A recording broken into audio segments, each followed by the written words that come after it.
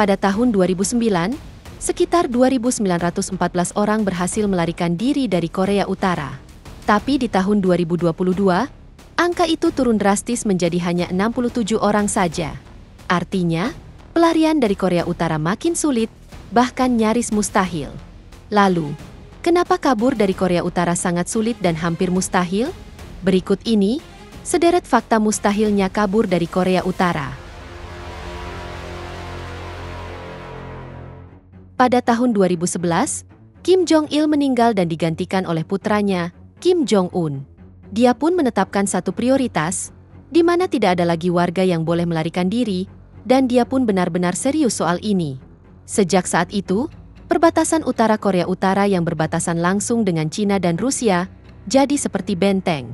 Pemerintah Korea Utara membangun pagar listrik, menara penjagaan bersenjata lengkap dengan senapan mesin, kamera pengawas, sensor gerakan, hingga yang paling parah, mereka menanam ranjau darat.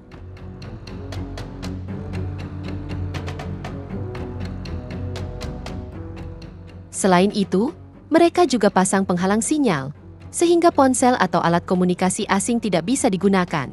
Ini membuat penyelundup atau bantuan dari luar jadi lebih sulit masuk. Tak hanya pagar dan keamanan ekstra ketat yang diberlakukan di perbatasan Korea Utara. Yang lebih parah lagi, jika ada seseorang mencoba kabur dan gagal, bukan hanya dia sendiri yang kena hukuman. Seluruh keluarganya pun ikut dihukum. Dan ini disebut sistem Yeonjwaje, yaitu hukuman kolektif keluarga. Jadi nih gengs, jika salah satu dari sebuah keluarga dianggap bersalah, pemerintah bisa menghukum seluruh keluarga, bahkan bayi atau orang tua pun dikirim ke penjara. Akibatnya, banyak orang yang memang ingin kabur jadi ragu, karena mereka tahu risikonya bukan cuma untuk diri sendiri, tapi juga keluarga. Dulunya, jalur ke Cina adalah jalan paling umum bagi pelaku pelarian, di mana mereka bisa menyewa penyelundup, membayar sejumlah uang, lalu menuju negara ketiga seperti Mongolia atau Vietnam, sebelum akhirnya sampai ke Korea Selatan. Tapi sejak pandemi, Korea Utara semakin ketat, di mana mereka bangun tembok beton dan kawat berduri sepanjang ratusan kilometer, menutup semua celah yang biasa digunakan selama puluhan tahun. Belum lagi, Cina sendiri punya sistem pengawasan yang sangat canggih, dengan 700 juta kamera pengawas, bahkan banyak yang pakai teknologi pengenalan wajah. Selain itu, Korea Utara dan Cina juga menjalin kesepakatan bersama yang akan memulangkan warga Korea yang kabur ke Cina. Jadi, sekalipun sampai di Cina, pelaku pelarian tetap dalam bahaya besar. Misalnya saja, salah satu kasus yang pernah terjadi di mana seorang warga Korea Utara berhasil melarikan diri ke Cina. Dan tak menunggu lama, pemerintah Cina langsung menangkapnya dan mengembalikannya ke Korea Utara untuk diadili.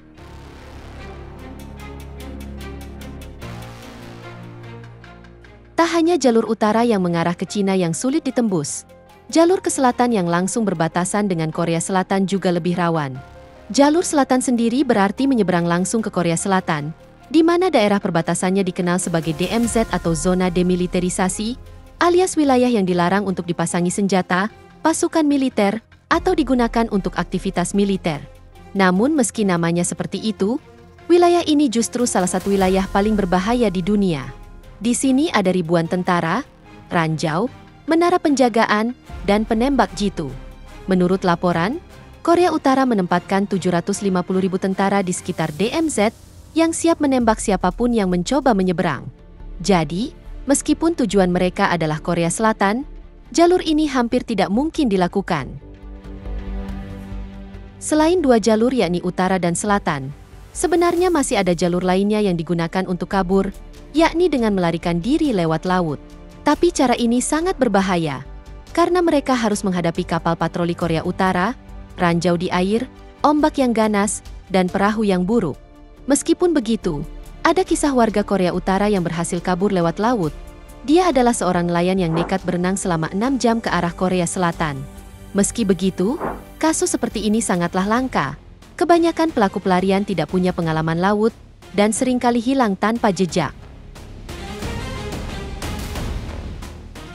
Meski semua ini terdengar sangat suram, masih ada orang-orang yang berhasil kabur.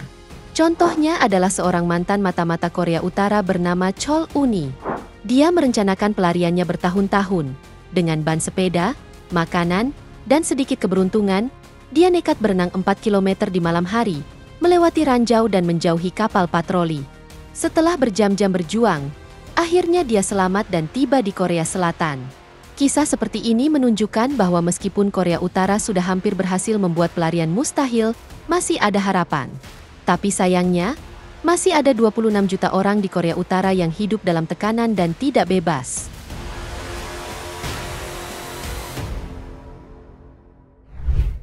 Itu dia, sederet fakta mustahilnya kabur dari Korea Utara.